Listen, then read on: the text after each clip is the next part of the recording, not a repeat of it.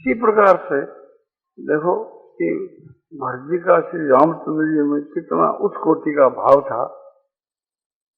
इसी प्रकार का भाव भगवान में हम लोगों का होना चाहिए।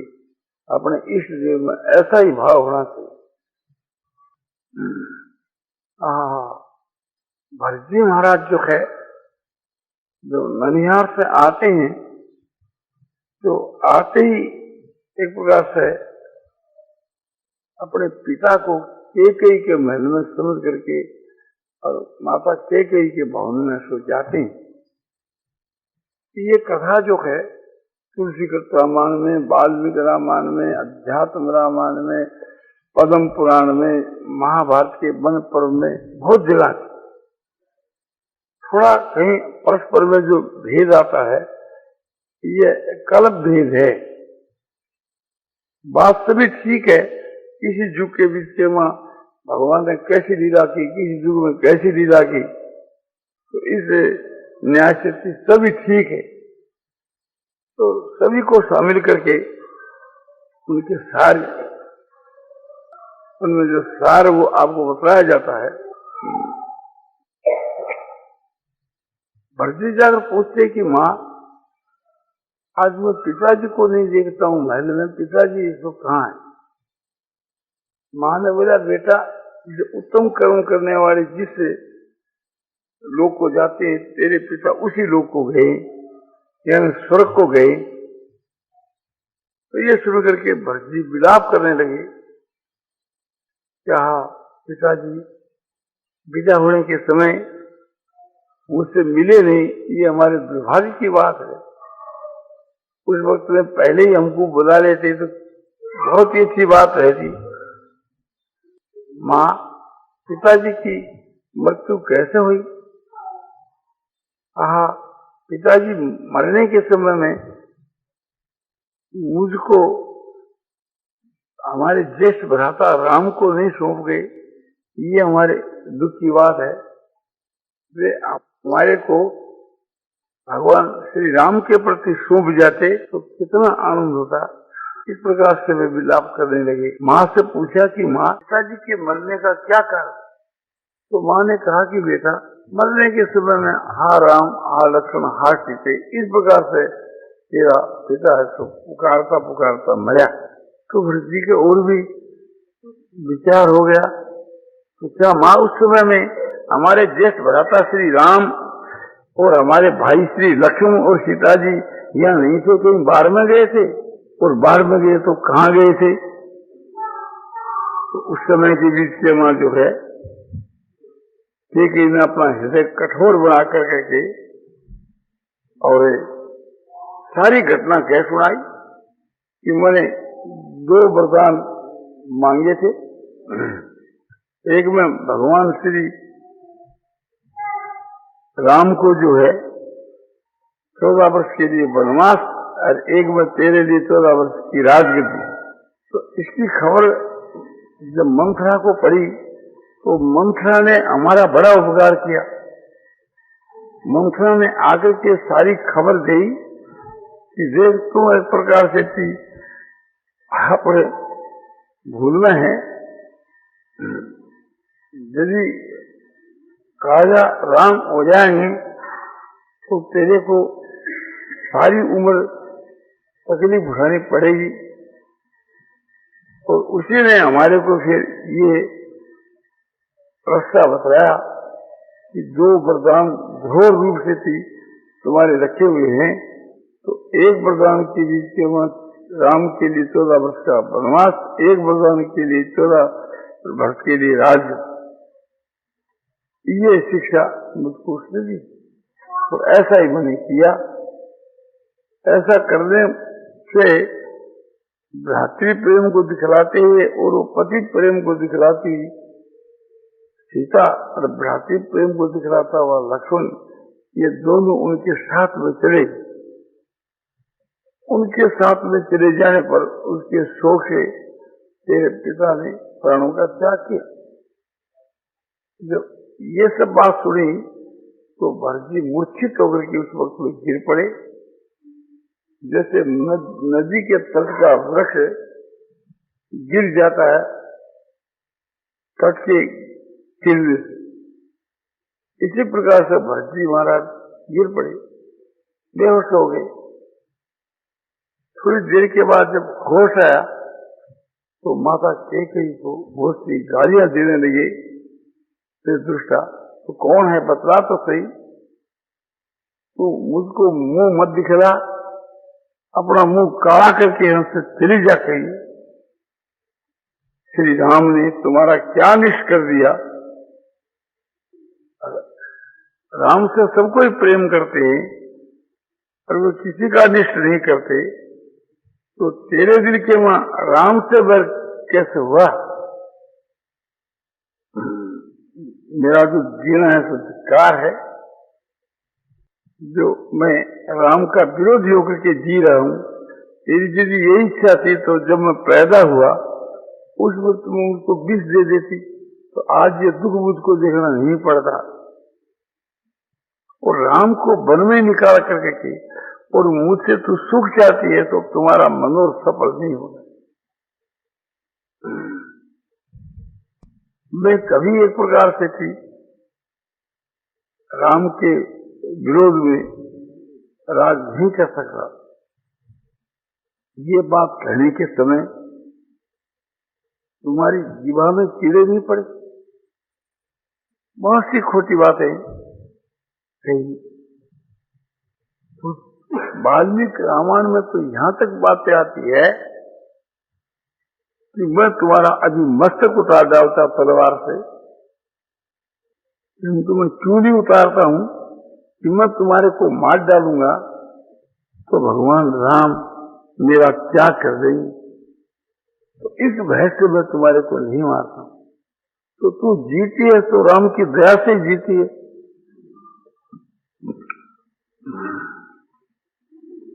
इस प्रकार की बातें कह रही थी। उसी समय वो कुबड़ी आ गई, मंत्रा, बढ़िया बढ़िया गहना समझो कि आपने वस्त्र पहन करके गई। तो संतरी ने कहा कि महाराज इसका ही जो है सो आपने कार्य है। ये सुन करके शत्रुघ्न जी दौड़े और उसकी चोटी को पकड़ करके और जमीन पर पटका और घसीटने लगे और लातों से मारने लगे।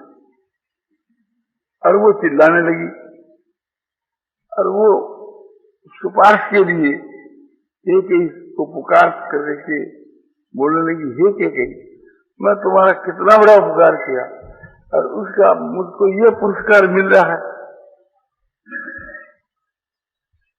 तुम्हारे देखते देखते एक प्रकार से मेरे मार पड़ रही है। तो कैकेयी दौड़ी छुटाने के लिए। शत्रुघ्न जी ने अपने नेत्रों को बदल करके और माता कैकेयी को धमकाया और कहा कि तुम आ, तेरे को भी मैं एक प्रकार से मारूंगा। तो शत्रुघ्न के चेहरे को देख करके मां वापस लौट गई अपने प्राणों को बचाकर। और भी वहां बहुत सी दासियां उसके साथ में थी, जो मंथरा की दासी की दासी। मंथरा की दशा देखी तो वे भी अपने प्राणों को लेकर के वहां से भाग गई। वाल्मीकि रामायण में लिखा है कि बाची ने शत्रुघ्न को कहा कि शत्रुघ्न, इसको तुम ज्ञान से नहीं मारना। यदि इसको तुम ज्ञान से मार दोगे तो भगवान राम जो है सदा के लिए तुम्हारा त्याग कर दे। तुम्हारे को स्त्री की हिंसा करने वाला स्त्री प्यारा समझ करके और तुम्हारे को त्याग देगा।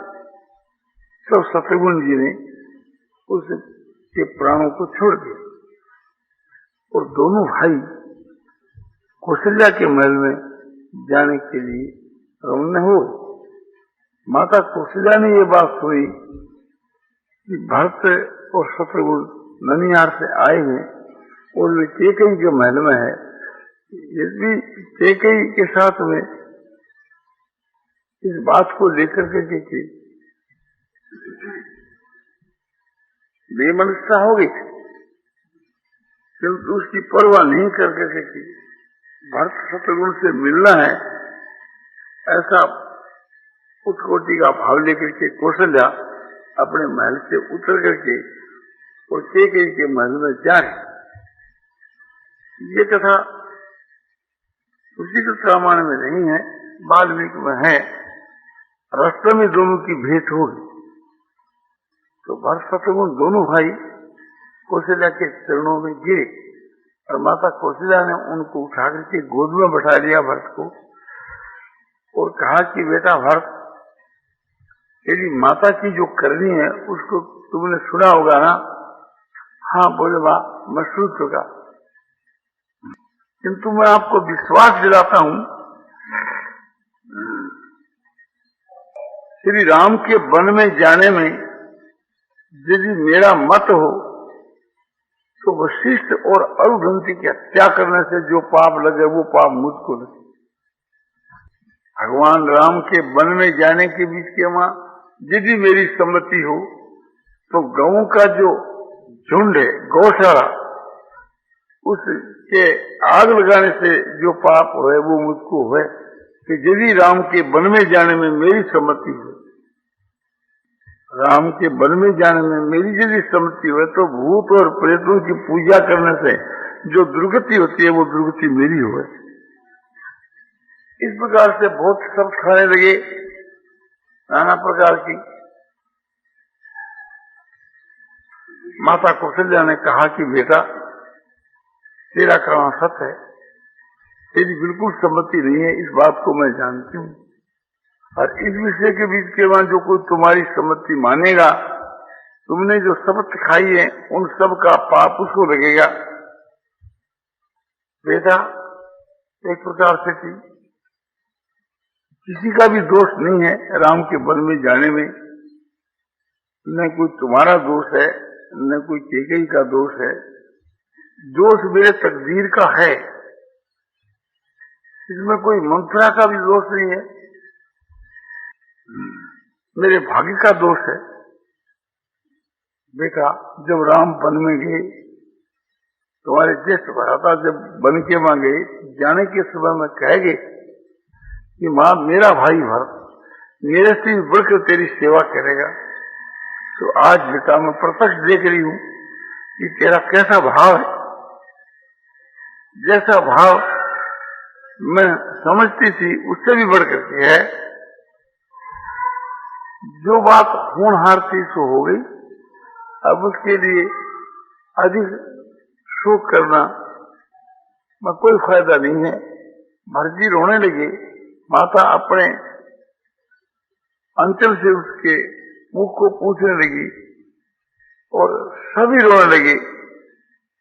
फिर मां ने कहा, बेटा अब तो एक प्रकार से पिता की उर्ध क्रिया कर दी है। उसके बाद में दशरथ जी की सब उर्ध क्रिया की गई। विधि के अनुसार समझो कि दशकातर, नारायण बलि और सपिंडी श्राद्ध, ब्राह्मण भोजन आदि जो कुछ अपने धार्मिक कृत है, शास्त्र के अनुकूल सब काम किए। उसके बाद के वहां सब सभा इकट्ठी हुई।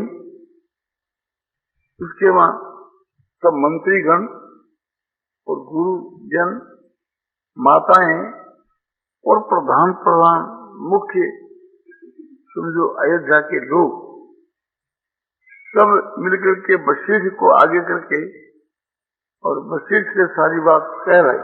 वशिष्ठ जी कहने लगे, भरत जो बात होनहारी सी हो गई, अब तो एक प्रकार से सबकी यही इच्छा है कि आज तुम राज तिलक स्वीकार कर।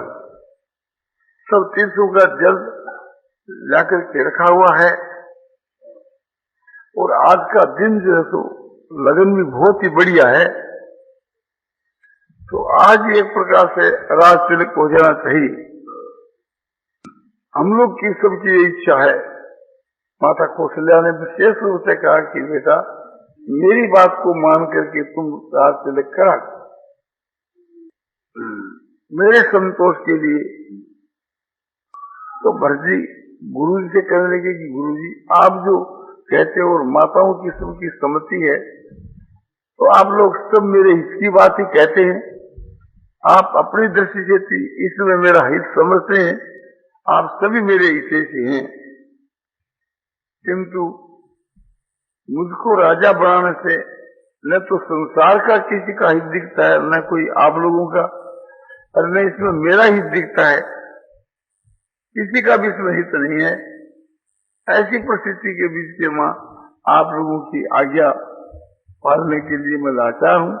मैं बड़ा अपराधी हूँ कि जो आप लोगों की बात को नहीं मानता हूँ, इसलिए आप मुझको क्षमा करें। ये सब सुनकर के सब कोई ने भरत जी को साधु साधु कहा। बोले वाह, कैसा भरत जी का भाव है। आज संसार में यदि भरत नहीं होते तो ये साक्षात प्रेम को कौन प्रकट करता। भरत जी ने कहा कि मेरी सम्मतियां हैं कि हम लोग कल ही यहाँ से प्रातःकाल ही चले चित्रकूट को, और भगवान श्री राम को वापिस लावें, और आप सब मुझको मदद करें। और मेरी इच्छा कल ही जो है तो चित्रकूट जाने की है, भगवान श्री राम को वापिस लाने के लिए, और आप सब कोई इस काम के लिए हमारे को मदद करें। सबने कहा वाह, कैसा उत्तम भरत का भाव है। सब एक मत होकर सबने ये बात स्वीकार करी, और कल प्रातःकाल ही वहां से रवाना होने की तैयारी होगी। भरत जी जब पैदल चलने की तैयारी की तो कौशल्या के पास में जाकर खबर भेजी कि यह कौशल्य कि भरत जी पैदल जा रहे हैं, भरत जी पैदल चलेंगे तो सभी पैदल चलेंगे, और सब पैदल चलेंगे तो समय अधिक लगेगा, सबको कष्ट होगा, और इस समय में भरत जी दूसरे किसी की बात को मानेंगे नहीं। आपकी बात से आप नहीं टालेंगे, आप उसको समझाओ कि सवारी कर ले। तो माता पालकी में बैठ करके भरत के नजदीक आई और कहने लगी कि बेटा तुम पैदल न चल के सवारी कर लो। भरत कहते हैं कि माँ तुम्हारा कहना ठीक है, मैं बड़ा भारी पापी हूं कि आप बुजुर्गों की बात को बार बार काटता रहता हूं। जब हमारे स्वामी श्री राम पैदल गए हैं तो मेरा कर्तव्य है कि मैं सिर के बल चलूं, किंतु सिर के बल तो चला नहीं जा सकता, इसलिए एक प्रकार से थी मैं पैदल चलने का विचार किया, किंतु हमारे चलने में आपको कष्ट होता है तो मैं आप दुखिया को और बार बार दुख नहीं दूंगा, बार बार आपकी आज्ञा का मैं विरोध करूंगा तो एक प्रकार से मैं बड़ा अपराधी समझा जाऊंगा। इसलिए आपकी बात को मान करके और मैं सवारी स्वीकार कर लेता हूँ। उसके बाद के बीच के माँ भरत जी महाराज जो है तो सवारी से चलने लगे, सभी सवारी से चलने लगे। तो श्रृंगेरपुर के नजदीक पहुंचे तो एक प्रकार से राजा गु के पास में जो झमरों का राजा था, खबर पहुंची शत्रुघ्न सेना लेकर के भरत जी चित्रकूट को जा रहे हैं। तो उनके मन में संदेह हुआ कि इनके भरत के मन में कोई पाप तो नहीं है। ऐसा विचार कर करके के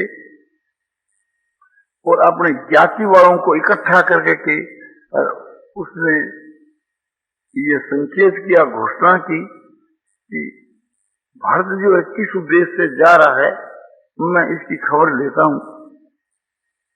यदि भरत का मन ठीक है तो हम लोग गंगा के पार कर देंगे, और यदि उसके मन के बीच के वहां कोई दोष है तो हम यहीं उसको मार डालेंगे या गंगा में सबको डबो देंगे। तो मैं उससे क्या इच्छा है जान करके आता हूं, और आप लोग अस्त्र शस्त्र बांध करके समझो की सज धज करके तैयार रहे। मैं जैसा मौका देखूंगा आपको सूचना दे दूंगा। इस प्रकार से सबको तैयार कर करके के गुरु जी गए कुछ भेंट लेकर के, और वहां सब पहुंचे। सुमंत ने कहा कि महाराज ये राजा गु है, भगवान राम के मित्र हैं, ये मित्र राज की स्थापना है, और ये आपके पास में भेंट लेकर के आपसे मिलने के लिए आए हैं। तो उनका बड़ा आदर किया। तो गुरु ने पूछा कि आप शत्रुघ्न सेना लेकर के चित्रकूट को क्यों जा रहे हैं? आपके मन के बीच के वहां कोई पाप तो नहीं है कि वहां बन के वहां माने राम लक्ष्मण को मार करके हम निष्कंटक राज करें? तो जब ये बात कही तो भरत जी महाराज रोने लगे और कहा कि मेरे दुर्भाग्य की बात है जो आपके दिल के वहां ऐसा संदेह होता है। मैं भगवान श्री राम को वापिस जाने के वास्ते जा रहा हूं और सब प्रजा के लोग भी इसी उद्देश्य से जा रहे हैं और आप हमारे जो भेंट लेकर के आए हैं तो भेंट लेने का मेरा अधिकार नहीं है। भेंट तो भगवान राम ही ले सकते हैं, वही राजा है और मैं तो उनका सेवक हूं, तो मेरा अधिकार नहीं है। तो आप लेकर आए हैं तो इसलिए उस भेंट को छू दिया, एक प्रकार से आदर कर दिया और आदर करके वो भेंट है तो लौटा दिया। तो पूछा कि मैंने सुना है कि एक रात तक भगवान राम ने यहाँ वास किया, तो भगवान राम के गुणों की बात मुझको सुना। इस प्रकार से समय राम ने बिताया और मैंने ये सुना कि रात्रि के समय शिशुपा के वृक्ष के नीचे शयन किया। तो वृक्ष कहाँ पर है ये भी मुझको आप दिखलाओ। तो गुरु तो वहां ले गए, ले जाके दिखलाया। तो उस वृक्ष के नीचे सीता जो है उसके गोल गोल तारे कुछ पड़े थे और कुछ जरी के तार पड़े थे।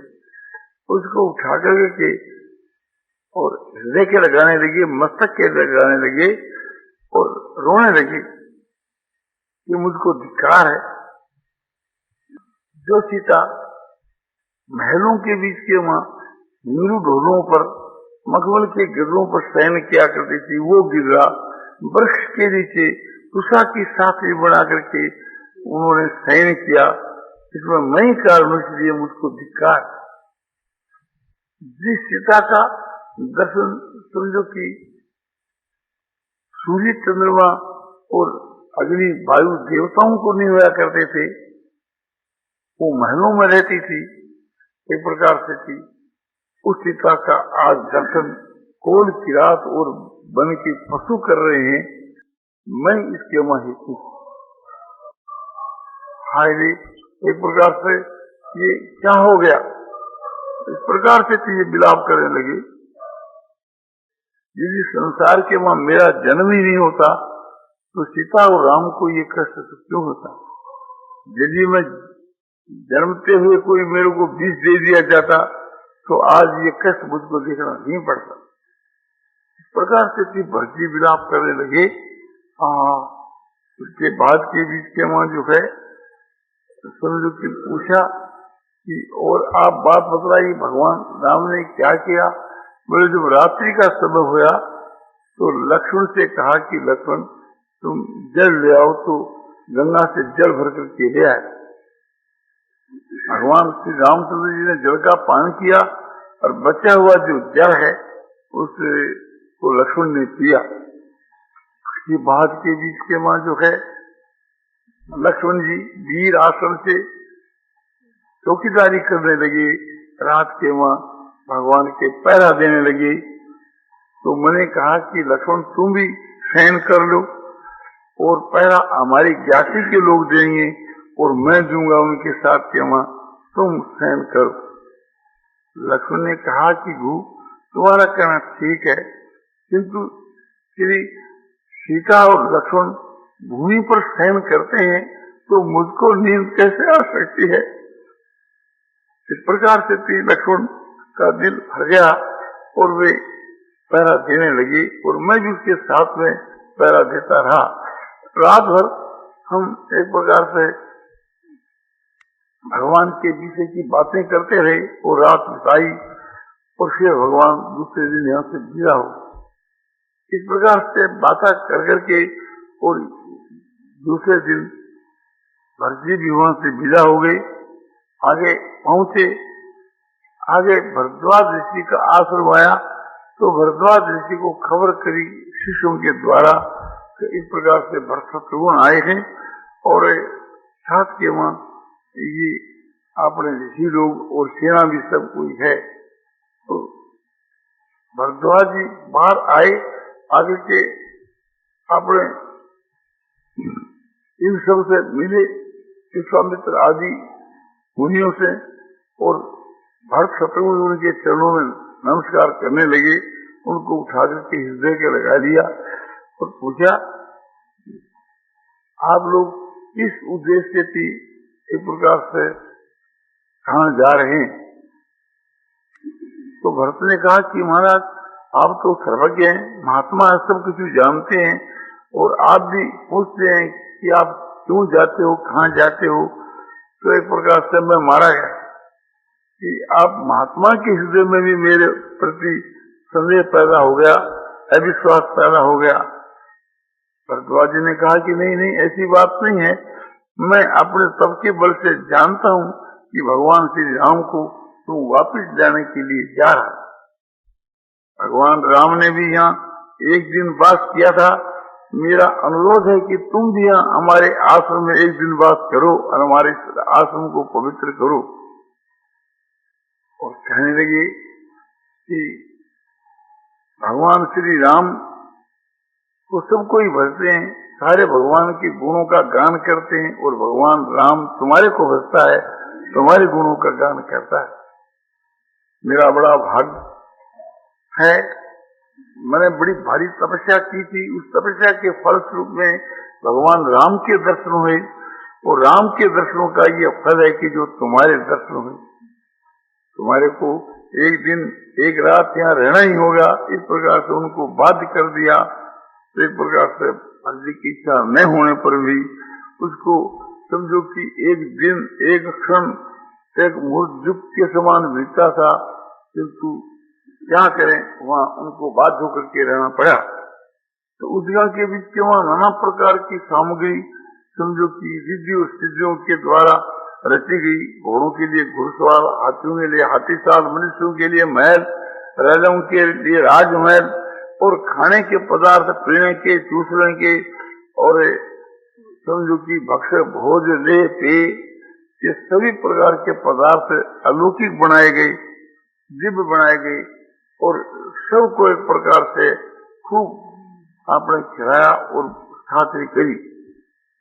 इस प्रकार के करने के ऊपर सब इतने मुग्ध हो गए। वाल्मीकि रामायण में तो यहाँ तक लिख रहा है कि सब कोई ऐसा विचार करने लगे कि किसी प्रकार से वाल्मीकि ऋषि की माने किसी प्रकार से भरद्वाज ऋषि के हृदय का ये बात समझ में आ जावे और 5-7-10 दिन यहाँ रहना हुए तो कितना आनंद है।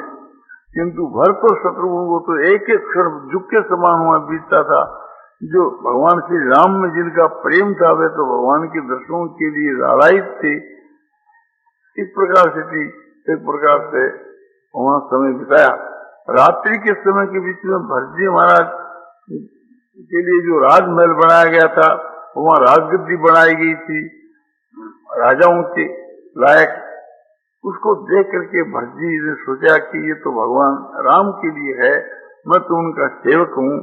तो अपने मन ही मन के बीच के वहाँ भगवान राम की स्थापना की, और स्थापना करके रात भर जो है अपने मंत्रियों की सहित वहाँ 70 और चौड़ करते रहे। इस प्रकार से रात ऐसे बिताई। तो ये जो भाव है कि मन से वहाँ भगवान की स्थापना करके मानसिक भाव से स्थापना करके उनकी रात भर सेवा पूजा अपने प्रत्यक्ष में करते रहे भरतजी। और तो यह बात वाल्मीकि रामायण के वहाँ तुलसी कर्त में नहीं है। न मालूम तुलसीदास जी की दृष्टि में यह बात क्यों नहीं आई। ये बड़ी भाव की बात है। इस प्रकार से एक दिन रह करके और दूसरे दिन वहां से विदा हो गई। ऐसे रास्ते के बीच के समझो की ठहरते ठहरते आकर के वहां चित्रकूट पहुंचे, और चित्रकूट पहुंच करके भगवान श्री राम से मिले। नारायण नारायण नारायण श्रीमन नारायण नारायण श्री श्रीमन नारायण नारायण चंद्र की जय, मोर मोटवंशी वाले की जय। सब में भगवत बुद्धि, संसार में वैराग्य और परमात्मा भगवान ने भरत जी का प्रेम विषय के व्याख्यान तो श्री जयदयाल जी बहन का द्वारा आज मिति श्रावण शुक्ला दशमी को रात को 8 बजे करीब गीता प्रेस के लीलाचित्र मंदिर दर्शन हॉल में दिया गया।